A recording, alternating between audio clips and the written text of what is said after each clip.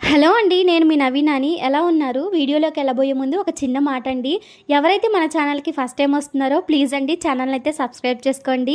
అదేవిధంగా ఒక చిన్న లైక్ చేయడం కూడా మర్చిపోకండి. సపోర్ట్ ఇస్తారని అనుకుంటున్నాను. సో ఇక్కడ వచ్చేసి నేను దొండకాయ పచ్చడి అయితే ప్రిపేర్ చేస్తున్నానండి. మీలో ఎంతమందికి దొండకాయ పచ్చడి అంటే ఇష్టమో నాకైతే కామెంట్ సెక్షన్‌లో మెన్షన్ చేసేయండి. ఇదైతే నా స్టైల్‌లో నేను ప్రిపేర్ చేసిన దొండకాయ పచ్చడి అండి. ఇక్కడ ముచ్చుకలన్నీ క్లీన్ చేసేస్తున్నానన్నమాట. శుభ్రంగా దొండకాయలను వాష్ చేసుకొని ఈ విధంగా అయితే కట్ చేసుకుంటున్నాను. వీడియోలో మధ్యలో ఎందుకు నవ్వుకుంటున్నానా అనుకుంటున్నారా? ఏం లేదండి, పిల్లలైతే పక్కన మాట్లాడుకుంటున్నారనమాట.